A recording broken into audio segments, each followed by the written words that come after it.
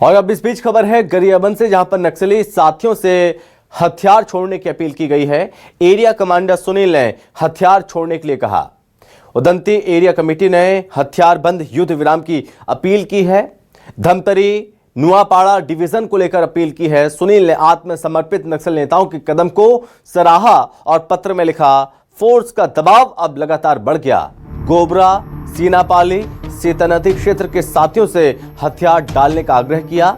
सुनील ने 20 अक्टूबर को बैठक बुलाने की घोषणा की। इस पत्र में मोबाइल नंबर भी जारी कर जानकारी दी गई। गरियाबंद पुलिस ने वायरल पत्र की जांच शुरू कर दी है। तो 20 अक्टूबर को बैठक बुलाने की घोषणा की गई है। नक्सली साथियों से, जी हां, नक्सली साथियों से हथियार छोड़ने की अपील की है।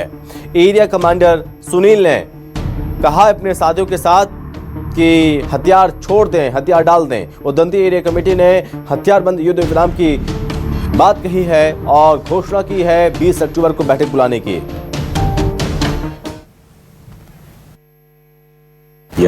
और अब जिस तरह बस्तर में भी कई माओवादियों द्वारा आत्मसमर्पण किया गया, तो ये एक अच्छा संकेत मैं मान रहा हूँ। और बाकी जो बचे हुए नक्सली इस क्षेत्र में कार्यरत है, जो गोबरा एरिया, सीता नदी एरिया, एसडीके और सीनापल्ली एरिया के भी जो सक्रिय नक्सली है, उनसे भी मैं अपील करूंगा कि वे भी जल्द से जल्द ये आत्मसमर्पण की पहल करें और समाज की मुख्य धारा में लौट आए, अपने हथियार के साथ आत्मसमर्पण करें।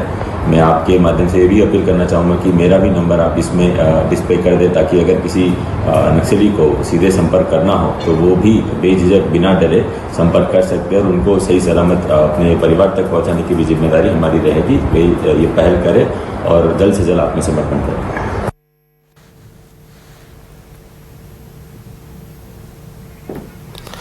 ज्यादा जानकारी के साथ सहयोगी पुरुषोत्तम पात्र हमारे साथ जुड़ रहे हैं। पुरुषोत्तम, ये बहुत बड़ी पहल और ये घोषणा की गई है, बैठक बुलाई जाएगी और हथियार छोड़ने की अपील भी नक्सली साथियों से की जा रही है, क्या जानकारी?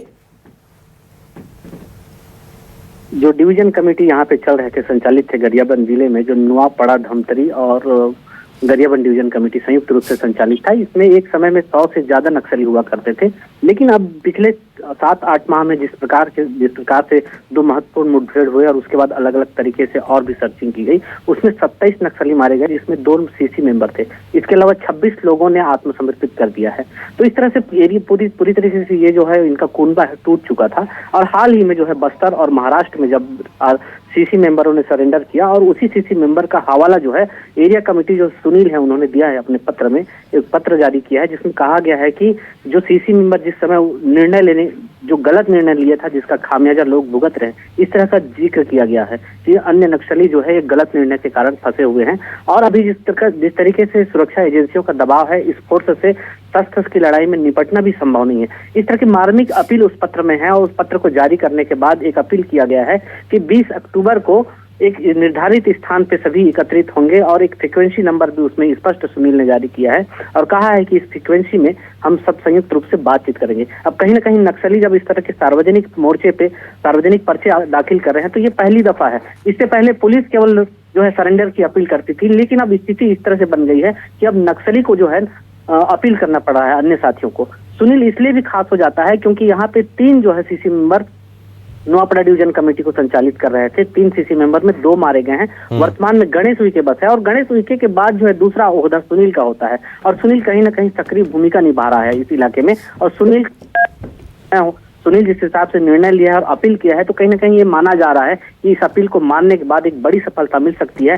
प्रदेश के बस्तर इलाके में जिस तरह से बड़े कुनबे नक्सली के समर्पण कर रहे हैं, तो यहाँ भी हो सकता है कि आने वाले दिनों में नक्सली जो है बड़ी संख्या में आत्मसमर्पित करेंगे। तो एक पत्र को महत्वपूर्ण मान रही है पुलिस के पास। पुलिस भी इस पत्र की तस्दीक कर रही है, उसकी सच्चाई भले चाहे कितनी भी हो, सच्चाई जो तस्दीक करने के बाद पत्र देगा। लेकिन जिस तरह से एक निर्धारित फ्रीक्वेंसी जारी किया गया है, पर्टिकुलर एक नंबर से जारी किया गया है, वो नंबर भी कहा जा रहा है कि सुनील जो है इसका इस्तेमाल करता है।